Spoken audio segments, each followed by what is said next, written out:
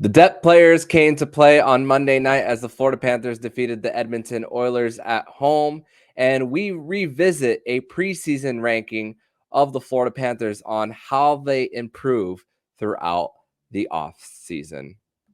You're Locked On Panthers, your daily podcast on the Florida Panthers. Part of the Locked On Podcast Network, your team every day.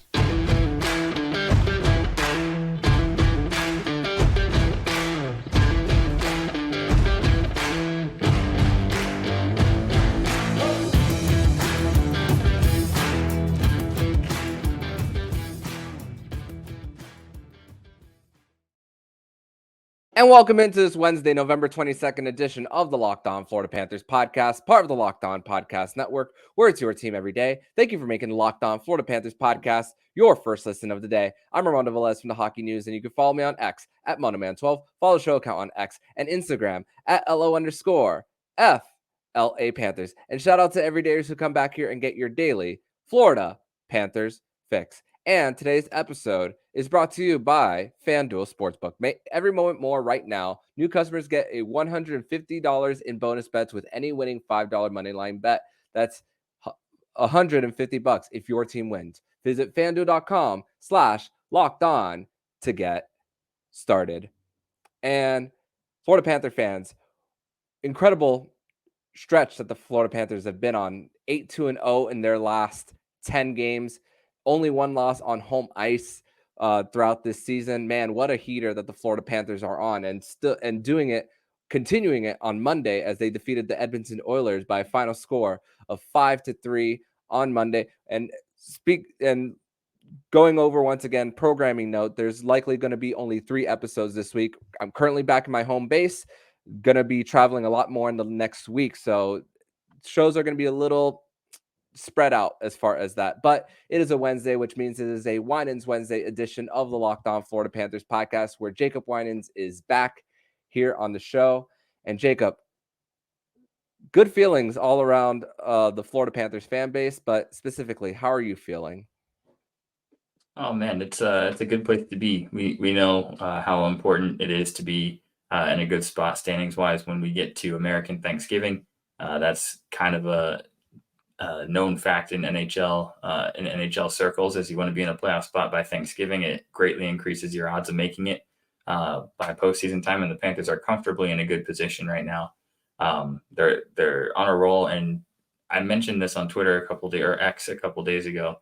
The Panthers have played this season a total of 2 periods at full strength, and in those 2 periods where they had a healthy roster, it was also with Anthony Stolarz in net. So to me, we have yet to see the Panthers' best lineup for a single minute of hockey this season. And for them to be where they are in the standings right now it's a great sign. When they do get healthy, this team can make some noise again. We're in a situation where they're becoming a perennial playoff contender. This year's roster looks no different. It's a tough division. It's a tough conference, but the Panthers are right in the thick of it, and they're most importantly just finding ways to win. Every single night, it's a different way that they're getting it done, but they're getting it done. And it is really, really exciting right now watching this team. Yeah, and other ways of getting it done for the Florida Panthers, like you said, full strength, that it hasn't been there for the Panthers. No Alexander Barkov on Monday. The Panthers did not practice on Tuesday, so we'll know more about Alexander Barkov's status as far as that when we get to today when this episode drops. Etulis Tureinen and Anton Lundell were on the top lines, but for the Panthers' 5-3 win over the Edmonton Oilers, sold out crowd. 3 out of the 8 home games have been sold out. Hockey Fights Cancer Night, the bone marrow transplant from 2018 from Owen Hearn to William Anderson back in 2018. Every Cohen gets a visit from Alexander Barkov, and Yankees first baseman /DH Anthony Rizzo was there with his foundation as well for Hockey Fights Cancer. But so what a great night as well, off the ice as well. But on the ice, the Florida Panthers, they were down 2-0. But even at parts in this one, I felt like the Florida Panthers were really dominating this hockey game as well. And we've spoken about the issues of the Edmonton Oilers coming in. It's not a coaching issue for the Oilers. Roster construction is the main one. And the Panthers, they had the Edmonton Oilers really discombobulated. It was like they were a turnstile for most of the night on Monday as well. You had the fourth line out battling the first line. On the Kevin Stenlund goal, Ryan Lomberg beats out Connor McDavid on a battle. They go on a rush go the other way, and then Kevin Stenlund scores. And even the one where Ryan Lomberg was taken down by Evan Bouchard, which should not have been an embellishment, he outbattles Connor McDavid there as well. And that wasn't even the best that we've seen out of that fourth line. I know Kevin Stenlund got 3 points on the night, but I think the biggest factor that Kevin Stenlund had on Monday night's game is defensive zone draws for Kevin Stenlund as well. The amount of important ones that he had, especially because Kevin Stenlund is also in the closing part of the game. Whenever the opposition has the extra attacker, you see Kevin Stenlund there in multiple situations for the Panthers, and incredible what the game that Kevin Stenlund had, and it manifested in 3 points. But and Niko Mikkola getting 3 goals on the night. Like we said, the Edmonton Oilers were a bit of a turnstile. There was a breakout that hit Zach Hyman, and then Niko Mikkola scores under the glove of Pickard. Yeah, his first start in over a year as well. But it's crazy also that how Niko Mikkola is about to break a career high as far as goals.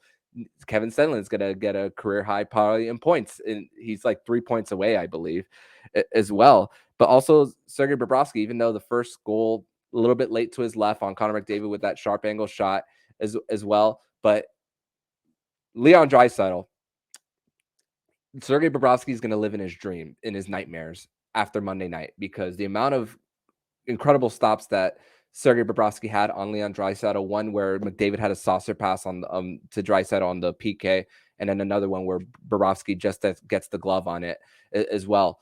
Just even though the Florida Panthers were down, there were parts of that game where you said, okay, we know what this Edmonton Oilers defense is, like Swiss cheese, but you see how the depth players were just battling throughout the night. Yeah, and talking about finding ways to win and roster construction. The Edmonton Oilers are the type of team that the Panthers' style of play and roster really, the Panthers really can kind of eat those teams alive. And there was a point in time where the Panthers were that team, the Edmonton Oilers, where high-powered offense could score at will on the power play, but could not stop a nosebleed on the back end. And that's really what the Oilers looked like last night. It's not a coaching problem. I wouldn't even say it's so much of a goaltending problem. Jack Campbell has been the scapegoat, but we're talking Jack Campbell, Stuart Skinner, now Calvin Pickard. It doesn't matter who they put between the pipes. If you're under siege the way these goalies are for Edmonton, giving up nonstop rush chances, that's the result you're going to get. And the Panthers are an experienced enough team now to capitalize on that. The forecheck was relentless. The Edmonton D had a horrible time the entire night just trying to get breakout passes because the Panthers forecheck was so high octane. It's in your face. It's immediate. The second you touch the puck below the goal line, you're almost forced to either rim it or take a hit and turn it over. That's how quickly the Panthers jump on you on the forecheck. And that's exactly the style of play that Paul Maurice promised he'd bring here. And he's definitely delivered. And then finding ways to win. It's the depth guys. It's guys stepping up in big moments. Niko Mikkola comes into this season having maybe 5 career NHL goals, 5 or 6, super low number. He scores twice against Edmonton and answers Connor McDavid a couple of times. He's going goal for goal with the greatest hockey player on earth. That's finding ways to win. Kevin Stenlund contributing 3 points on a night where the Panthers are missing Barkov. You need some production from your centers. Kevin Stenlund steps up with 3 points, huge defensive zone draws, makes some great plays down the stretch of the game to ice it. A big clear at the end of the game. He's blocking shots, winning draws. It's all the little things. And the Panthers have guys that are unselfish, play their role and step up. And then Sergei Bobrovsky, the numbers not necessarily jumping out at you this year, but the one number that is wins. And the only way to do that as a goaltender is to get big saves when you need them. Maybe the McDavid goal is a little bit soft. Maybe you'd like to see him steal a save. The Evander Kane goal is a tough one, and then Connor McDavid on a penalty shot. I mean, I don't like anyone's odds in that situation, but you'd like to see him maybe steal a save here and there, but he makes enough saves to get you wins. And more often than not, the Panthers have played these close 1-goal games, and a big save by Bob that's really the difference. You just need him to keep one out of the net that should go in the net, and that can really win you the game. And it definitely did the job against Edmonton. So it's exciting that the brand of hockey the Panthers are playing right now. It's fun to watch, and it's the type of game that you can tell it's going to translate to postseason. This isn't like the President's Trophy winning team where you're outscoring everyone in a track meet every night, and you're like, how sustainable is this? The way the Panthers are playing right now is sustainable. It's a proven method to winning, and I feel like it can only get better from here. It's a lot of new faces that are already making a huge impact, and the more comfortable they get, the better that's going to be. So I'm excited, and definitely the one other aspect was the physicality last night as well. Jonah Gadjevich. Jonah Gadjevich gets into a fight and more than held his own against a 6'7", 230 Vincent Desharnais. I think that really got the building going. It was for two teams that only face each other twice a year. That was a really hotly contested game. You wonder if it's just Tkachuk's presence that brings that out of the Oilers. But I felt like the Panthers for the first time this season really had to step up and step into a really physical contest, and they more than met that challenge as well. Yeah, and also credit to the PK where the last two penalty kills, they did not allow a shot on goal. A lot of hesitation on the Edmonton Oilers cycling as well. But even on the last one where the Panthers were on the ice for almost a minute, not allowing the shooting lanes before the whistle was eventually called to administer the penalty when there were 6-on-5 as well. They didn't allow that. And even towards the end of the game, great gap control by Gus Forsling to stop this entry by Edmonton to result in Sam Bennett's empty net goal, his first of the season as well. So lots of credit goes to that part of the team as well. But we're going to transition over to segment number 2, where we're going to revisit a preseason ranking on the Panthers and how they fared as most improved teams in the NHL. We're going to discuss that more here on the Locked On Florida Panthers podcast.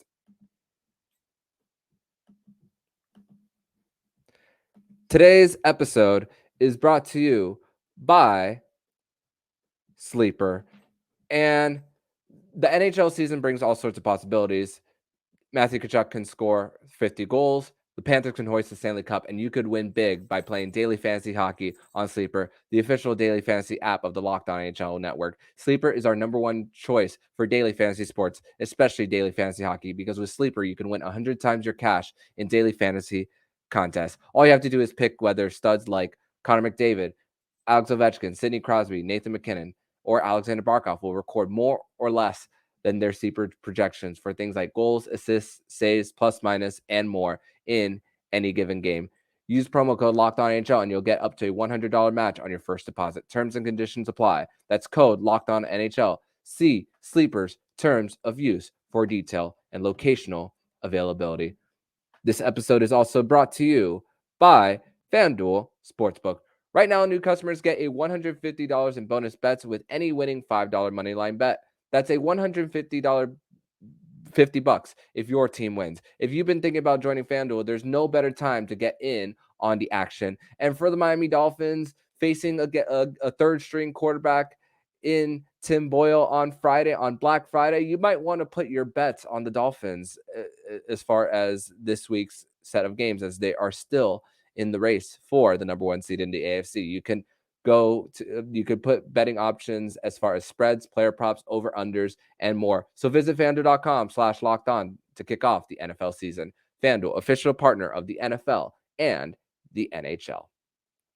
Locked On has launched the first ever national sports 24/7 streaming channel on YouTube. Locked On Sports Today is here for you 24/7, covering the top sports stories of the day with local experts of Locked On, plus our national shows covering every league. Go to Locked On Sports Today on YouTube and subscribe to the first ever national sports 24/7 streaming channel.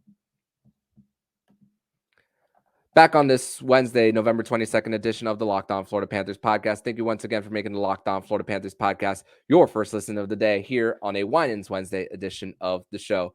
So, Jacob, for some reason, and you could thank Kirby Lupal of the FLA Cats Hockey Podcast for this, for retweeting a tweet of a screenshot that I had back on July 19th of this year, and just trying to revisit it as far as the Panthers and their ranking of most improved teams. Where did they stand? A reminder, if you forgot, the Panthers were ranked the second least improved team in the NHL. And this is the quote from The Athletic. Quote, with the team's two best defensemen likely on IR to start the season and Radko Gudas moving on, Florida's already thin blue line was even thinner at the start of the season. That meant a lot of short-term Band-Aid solutions. All three of OEL, Dmitry Kulikov, and Mike Riley grayed out as downgrades from Gudas, which is the main reason Florida lands so low on this list. So the Panthers do have a knack for fixing broken toys, and the allure of all three players is obvious for that purpose. But for now, the model is very high and the team's chosen solution. Up front, it's the same story with Evan Rodriguez being a slight downgrade from Anthony Duclair, while Steven Lorentz is a well below average depth player. Close quote. So, Jacob, one thing they don't include there, and I think this is something that Kirby pointed out as well, no mention of Niko Mikkola there on the post from The Athletic. And this post isn't to crap on them. Honestly, I want The Athletic to revisit this and see where they would rank now as far as offseason moves. I hope if they haven't already as well, but you haven't seen, and also this doesn't factor the length of injury for Montour and Ekblad with them being back. And Ekblad offensively, he's looked pretty good as far as getting the pucks to the net as well. Montour, on the Evander Kane goal, maybe a little bit overcommitted to his left, which caused the goal in the first place. But hey, we're not expecting that much. We're not expecting that play out of Montour on a consistent basis. It takes a little bit to get their legs in game action as well. But also, they don't factor in the run that Bobrovsky had from postseason to this season. I know this is talking about replacements as far as that, but Evan Rodriguez, I know he's now on the third line for the Panthers, but there's chances that he is going to be placed on the top line once again and able to get some points on the board as well. And rejuvenating careers, we spoke about Kevin Stenlund as well, getting career high in points and the closing situations in segment number 1 too. So it's also the mindset of the Panthers have had these reclamation projects and and players have had their best season. This possibly can't happen every single year where a reclamation project happens, right? So what are you thinking when you're rereading this 4 months later? Yeah, it's I think honestly, I think looking at this projection, I can understand why it was written, because common sense wouldn't tell you that Oliver Ekman-Larsson would have a career resurgence. It wouldn't tell you that Evan Rodriguez would fit in the top 6 beautifully from the very beginning. It's purely projection. You can't really take it as gospel, but it gets to a point where it's like you're going to end up looking foolish if you doubt Bill Zito and his ability to identify talent. It's become his hallmark. It's really, really impressive. But I noticed no mention of Niko Mikkola in here and no mention of Kevin Stenlund, and those two have arguably been the most impactful supporting cast members that have been added over the offseason. Kevin Stenlund is brought in as an Eric Stahl replacement. He's definitely exceeded those expectations. Steven Lorentz, well below average depth player.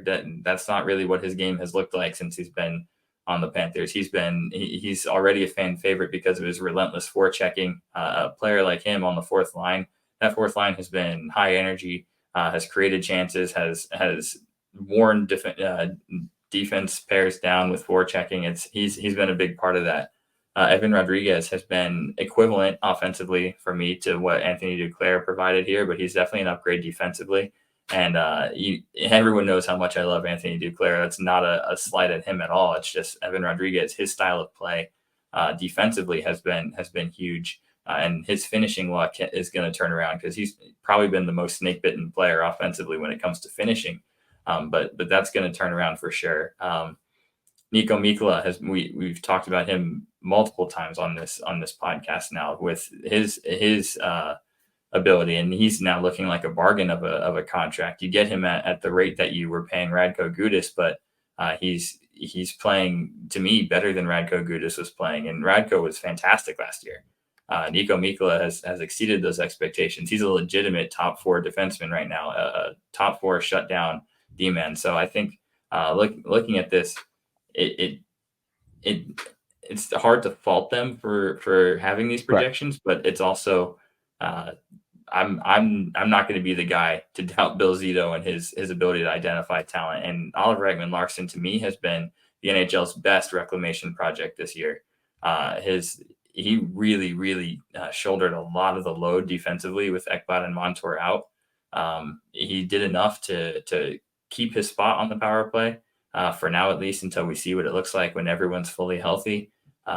Among the NHL leaders in goals by defensemen right now, which we knew he was capable of. We haven't really seen it since he was in Arizona, but he's found that offensive touch again. He's playing confident.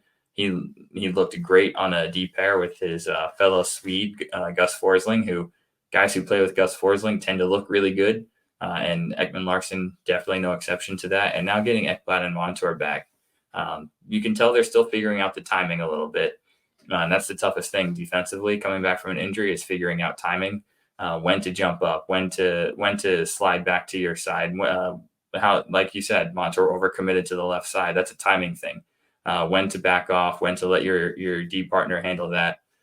It's timing, and they're getting it back right now. And this D core could look better than it has at any point during Bill Zito's tenure if guys stay healthy and continue to improve. So I'm encouraged in the offseason additions. They've been fantastic at a bargain.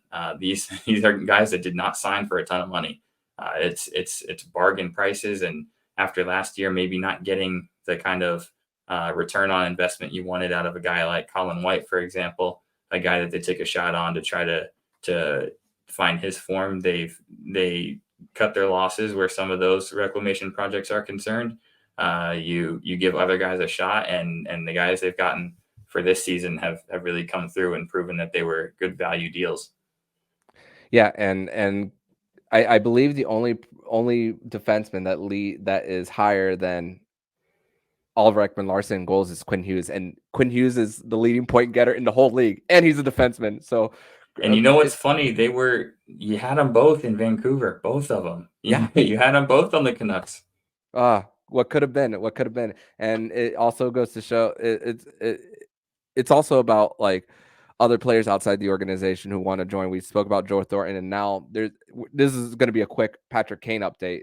Frank Saravelli said that the latest on Patrick Kane is people are wondering if Florida is the front runner now. So it's looking good as far as the Patrick Kane front, but not gonna milk too much of that as far as Patrick Kane goes. You know what it's starting to remind me of is we're Heat fans through and through, and we're at a point now where it's like in the NBA when a player has had a down year or is kind of seen as a bust or a disappointment, the franchise that they look to revitalize their career is always the Miami Heat. And the Panthers are starting to build that culture now where if you had a down year, you've been given up on by a team, the Florida Panthers are the team that's going to resurrect your career. And I think that reputation is getting around now. Yeah. Think of Birdman, Chris Anderson. And then even though he had an injury-riddled career, Greg Oden was another one that the Heat signed as well. So maybe a little bit of that same culture brought to South Florida for sure. But we're going to transition over to segment number 3, where we're going to preview tonight's game between the Florida Panthers and the Boston Bruins right before the Florida Panthers go into the Thanksgiving weekend. We're going to discuss this and more here on the Locked On Florida Panthers podcast. Today's episode is brought to you by BetterHelp. If you're thinking of starting therapy, Give BetterHelp a try. It's entirely online, designed to be convenient, flexible, and suited to your schedule. Just fill out a brief questionnaire to get matched with a licensed therapist and switch therapists for no additional charge. Find your bright spot this season with BetterHelp. Visit betterhelp.com/LockedOnNHL to get 10% off your first month. That's BetterHelp, HELP.com/LockedOnNHL. Back on this Wednesday, November 22nd edition of the Locked On Florida Panthers podcast. Thank you once again for making the Locked On Florida Panthers podcast your first listen of the day here on a Winans Wednesday edition of the show. So Florida Panthers versus Boston Bruins tonight, 7 p.m. on TNT. Brendan Burke, Darren Pang, and Jackie Redmond will be on the call as the Florida Panthers welcome in the Boston Bruins for the first time since they came to Florida's barn, where they lost 7-5 against the Florida Panthers in Game 6 of the first round. And Jacob, since that October 30th matchup between the Florida Panthers and the Bruins, guess who has the best record in the NHL? It's the Panthers. So 8-2-0. During that same stretch, the Boston Bruins have played 2 less games, but they're 5-1-2. Still an incredible record, a 4-point lead in the division with a game in hand on the Panthers. And it's still the same story, the same old story with the Boston Bruins: goaltending, defense. The starts are split between Jeremy Swayman and Linus Ullmark, and their numbers are very, very similar, with Swayman's being a little bit better. Something to note is they're 4 games without Charlie McAvoy. They went 3-1-0 during that as well. Still first in the league in goals against, first in the league in PK, and about middle of the pack in goals for and power play percentage as well. So not much has changed. They're still going as far as in their system. One update is Matthew Patra. Since their last matchup, that was game number 9 that they faced against each other. There was the decision of whether to send him back to junior. He's still with the team, with the Boston Bruins. So maybe a value that the Boston Bruins will have on their roster, as we spoke all about Bergeron and Krejci retiring as well. But I wonder, Jacob, how much of the carryover from the previous matchup where McAvoy got that headshot to Oliver Ekman-Larsson, how much do you think is that going to carry over to tonight's matchup between these two teams? Personally, I think this is a rivalry now, given the playoff series, that did not need any more fuel on that fire, because you could tell in the first meeting in Boston that game was highly charged. There was 100% carryover from last year's playoffs, and head coach Jim Montgomery from Boston made it clear that it was not a regular game to them. He said that the Panthers are responsible for them having a miserable summer and that they wanted revenge for it, which you don't typically hear coaches, especially in hockey, make statements like that. It's usually very business, very professional. He went out of his way to say that it was personal with the Panthers, and it was reflected on the ice, and Charlie McAvoy crossed the line twice. And I think there will be carryover. I don't think it's a situation where the Panthers are gonna let McAvoy off the hook. Whether or not they not necessarily require, because yes, there is the code in hockey, but you can't force anyone to fight. But I think there will be a challenge for McAvoy to drop the gloves. Wouldn't be shocked if it's Matthew Tkachuk. You don't tend to see star players drop the gloves with fourth liners or role players and risk injury in that way. But so if McAvoy wants to fight someone of equal importance, it would 100% be Tkachuk or Sam Bennett. But I don't think the Panthers are just going to let this go. It's not even just that it was the hit on Ekman-Larsson. It was the fact that, one, he got ejected immediately after, so there was no chance for retribution in that game. And then there was also the fact that he did it earlier in the game to Carter Verhaeghe. He was reckless. He was dangerous. He intended to injure 2 Panthers players. Oliver Ekman-Larsson leaving that game for concussion protocol cost the Panthers a shot at the win, because they ended up having that 5-minute power play with no defenseman quarterbacking it. And it looked disjointed. They didn't really get anything out of it. So for the Panthers, it's McAvoy was reckless, was dangerous. He injured a player, cost us a win. I expect that they will be hunting him in that game within the rules of the game. I don't think anyone will cheap shot him. I think it'll be a challenge for a fight, and whenever he touches the puck, he's gonna have to have his head up because it's gonna be a physical affair. Keep in mind, Sam Bennett was injured at the time this happened. He's typically the guy who polices a lot of this. He was injured. He had left the game when the McAvoy hit happened. Had no say in what transpired after that. He was gone for the game. So wouldn't be shocked to see Sam Bennett step up and take control of this situation. But regardless, it's going to be a hotly contested game. It always is. Boston fans travel well, especially around the holidays. The building should be pretty crazy. I'm sure there's going to be some Bruins in there, and I'm looking forward to it. The Panthers tend to respond well to these type of games. I'm very excited to see how this one goes.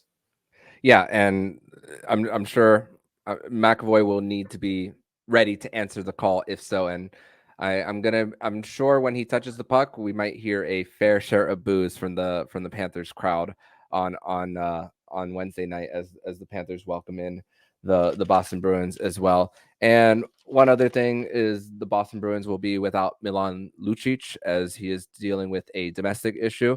I also want to send my thoughts to the family of Milan Lucic and hope that everyone in his family is okay. And about an hour before we started recording this, Milan Lucic is now in the NHL/NHLPA Players Assistance Program. So I hope that he gets the help he needs, and I hope that his family is okay and in a safe environment. So that is, if you want to hear more about Milan Lucic's situation, Locked On Bruins is the place to go to give more of detail on that as well. So that is definitely the place to go if you want to hear more. So thoughts goes to the Lucic family during all of this, regardless of Lucic's presence on the ice or lack thereof, being a fourth liner and all.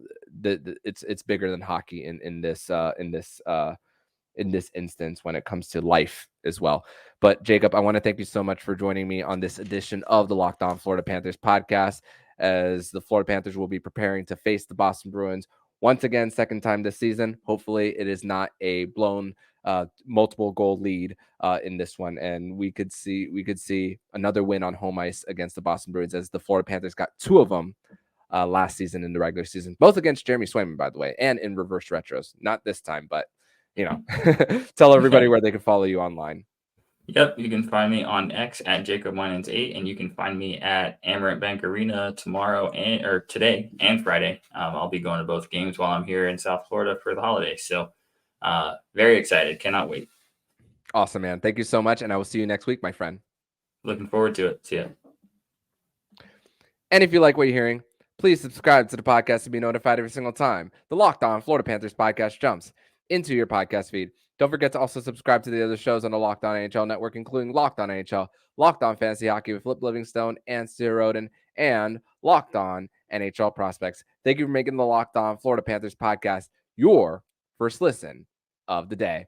So I'm Armando Velez with Jacob Winans, and you've been listening to the Locked On Florida Panthers podcast, part of the Locked On Podcast Network. We're your team every day.